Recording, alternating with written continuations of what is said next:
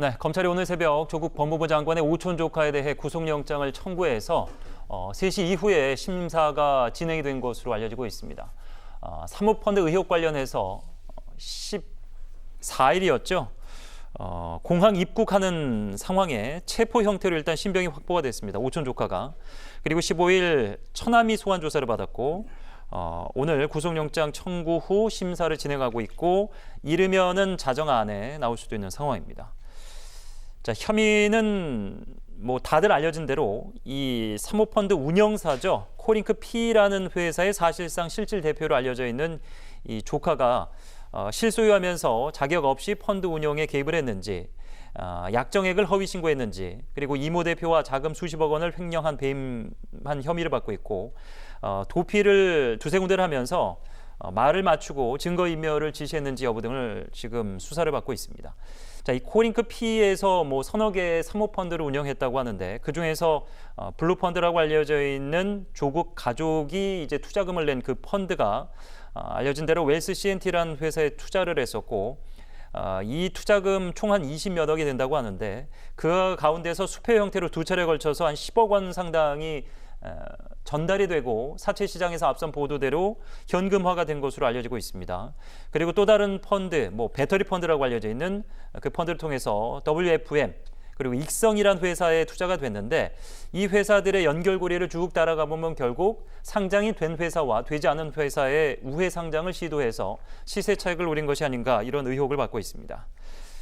해외로 도피했다가 사실상 체포 압박이 가해지는 상황, 검찰이 계속해서 전화를 통해서 이제 회유하고 입국하라 이런 이야기를 했다 이렇게 전해졌었는데 14일 인천공항에서 긴급 체포가 됐습니다. 사실상 그 체포 형태를 띠긴 했습니다만 스스로가 이제 의사결정을 하고 들어온 거죠. 그렇게 봐야 되겠죠. 예. 봐야 되면 그렇습니다만은 더 중요한 것은 사실 도피했다는 의혹에서는 예. 자유롭지가 않는 것이고 예. 지금쯤 아마 영장 실질 심사를 하고 있을 것 같은데요. 끝나고 난 다음에는 아마 그 부분이 제일 큽니다. 이것이 만약에 이제 구속이 되지 않을 경우에는 더 큰 폭풍이 있는 거죠. 이럴 경우를 대비해서 이제 구속영장이 청구가 되고 발부가 되는 거거든요. 예. 그래서 뭐 구속될 가능성이 높아 보이긴 합니다만, 그 최종적인 판단은 이제 법원에서 할 건데. 그렇습니다. 앞서 말씀하신 것처럼 이제 조국 일가와 이 펀드의 핵심적인 연결고리를 맡은 사람이 이제 오촌 조카 아닙니까? 이게 지금 우리가 흔히 말하는 이 사모펀드를 통해서 재산을 불리는 수법 하면은 지금 우리가 보고 있는 이 장면이 거의 교과서인 겁니다. 예. 상황이 복잡한 상황이 아닙니다. 대부분 다 이런 식으로 가는 거거든요. 예.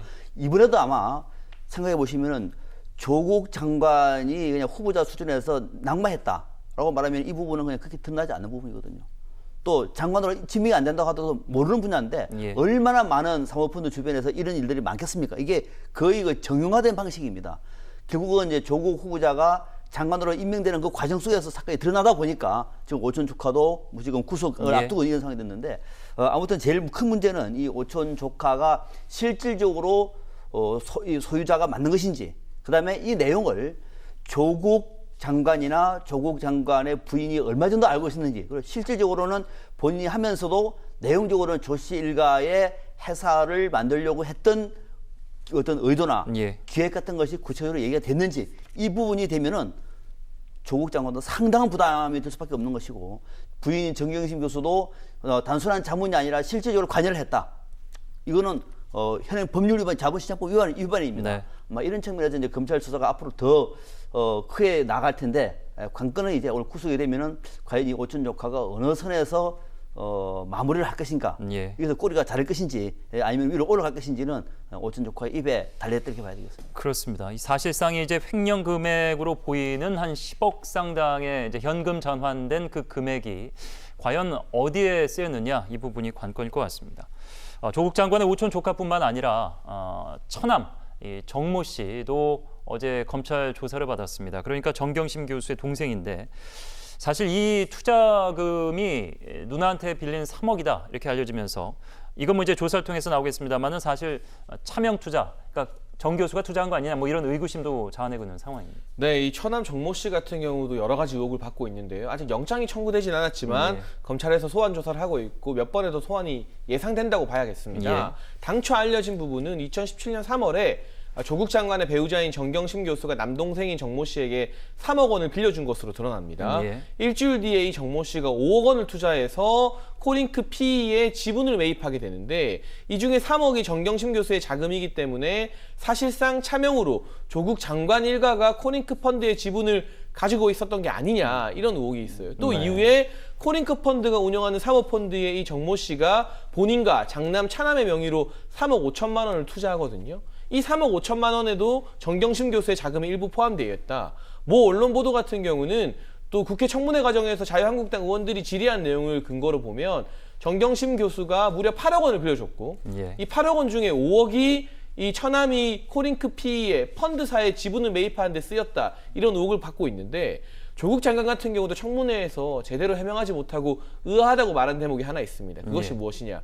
이 처남 정모 씨가 코링크 PE의 지분을 남들은 다 10,000원에 사는데 한 주에 혼자서 한 주에 200만 원을 주고 삽니다.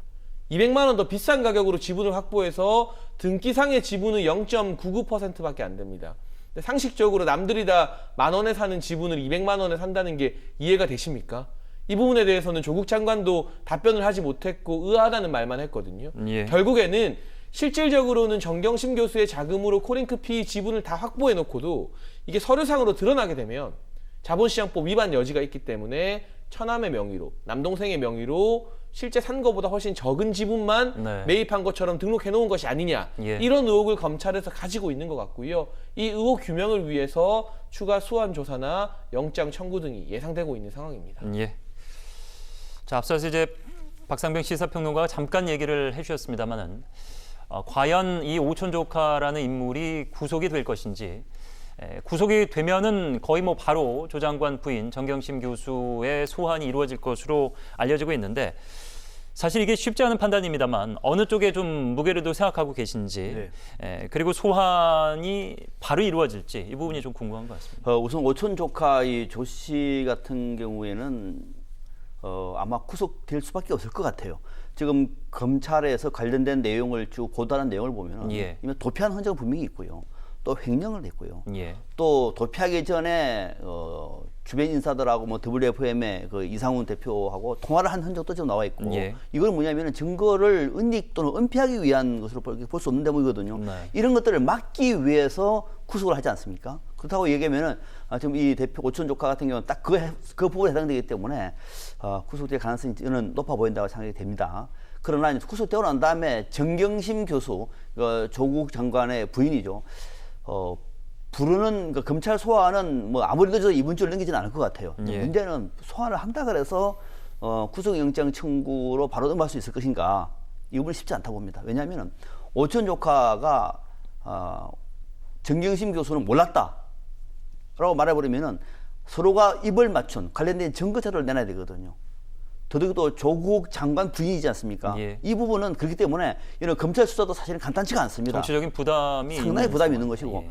또 만약에 구속영장을 선고했는데 기각이 돼버리면 검찰은 여기서 독립이 꺼져버리기 예. 때문에 정경심 교수를 그냥 부를 때 이번 주 안으로 만약에 부른다고 하면은 어느 만큼 오늘 오촌 조카로부터 관련된 내용을 받아내고 관련된 증거를 가지고 있는 건지 상대모는 압수수색을 했기 때문에 저는 증거는 있다고 봐요. 예. 그 증거를 가지고 의미 있는 어떤 이 구속영장 청구의 사유가 될 수 있을지는 조금 더 한번 지켜봐야 될 것 같습니다. 예. 결국에는 이 모든 사모펀드를 둘러싼 여러 가지 의혹들이 과연 그 윗선, 인지나 혹은 관여도가 조국 장관까지 갔을 것이냐 이런 상황인데 뭐 인사청문회도 있었고 인사청문회 전에 기자회견 형태의 긴 시간의 질의응답 시간을 통해서 이 부분에 대해서 밝힌 내용들이 있었죠. 이 일에는 매우 의아스럽다. 왜 이렇게 됐을지 이 펀드가 의견을 말씀드릴 수가 없다. 수사 대상이기 때문에 그렇다. 이와 더불어서 본인이 이제 집안 사람을 다 통틀어도 이 주식과 관련돼서 잘 아는 사람은 오촌 조카 한 명뿐이었고 본인이 공직에 있으면서 실제로 이제 가족들이 실물 그러니까 주식시장에 직접 투자하는 것은 부적절하다고 생각해서 이것을 다 환매해서 사모펀드에 맡긴 것이다. 그런데 이 사모펀드에 대해서 본인은 잘 몰랐고 오촌 조카도 왜 해외로 도피했는지 모르겠다. 빨리 들어와서 조사를 받아야 된다. 뭐 이런 취지의 얘기를 했었단 말이죠. 어디까지 과연 알고 있었고 알고 있었다 한들 본인이 이제 부정하고 있는 상황에서 이것을 어떻게 증명해낼 수 있을지도. 지금 상황에서 조국 장관의 직접적 개입 여부를 단정하기는 좀 이릅니다. 예. 그러나 두 가지 부분을 지적하고 싶은데 첫 번째는 민정수석이었잖아요. 민간인이고 대학 교수 신분이었다가 갑자기 법무부 장관 후보자로 지명된 게 아닙니다. 예. 민정수석의 주요 업무는 고위공직자나 대통령 측근들이 이런 식의 사모펀드나 주식시장에 개입해서 불법적으로 부를 증식하지 않는지 감시하는 겁니다. 예. 그런 민정수석에 있었는데 사모펀드에 대해서 전혀 몰랐다고 하는 게 국민들이 납득하기 좀 어려운 해명이라는 점, 이건 분명히 지적을 하고 싶고요. 두 번째는 몰랐다고 한다면 검찰의 수사에 대해서 개입하거나 수사를 기피하려 한다는 의혹만큼은 주지 않아야 됩니다. 그런데 지금 배우자인 정경심 교수 같은 경우는 병원에 입원한 것으로 알려지고 있어요. 14명의 초호화 전관 출신의 변호인단을 구성했는데 네. 변호인단 구성하는 거야 개인의 자유지만 우리가 많이 보던 정치적 거물들이나 재벌들이 하는 재판을 앞둔 행태를 그대로 보여주고 있지 않습니까? 뿐만 아니라 법무부 차관이 검찰에게 윤석열 총장을 제외한 특별수사팀을 만들자는 제안도 했다는 게 드러나서 고소고발이 이어지기도 했는데요. 이러한 불필요한 오해들을 낳을 수 있는 법무부 장관이 가족 수사를 좀 차단하려는 것이 아니냐, 이런 오해를 유발할 수 있는 모든 행동에 대해서 조국 장관이 정말 선을 딱 긋고 나는 이 부분에 대해서만큼은 확실하게 개입하지 않겠다. 그리고 지금 법무부에서 훈련 개정 등을 추진하고 있는데 이러한 훈련 개정도 지금 가족 수사를 막기 위해서 급하게 서두른다는 오해를 또 받고 있거든요. 예. 적어도 내 가족 수사에 대해서만큼은 최근에 내가 바꾸는 규칙 이후에 다 적용하겠다. 이런 식의 태도를 보여준다면 국민들도 이 수사를 지켜보는 정치인들도 조국 장관의 진정성을 조금 더 믿을 수 있지 않을까 싶습니다. 예.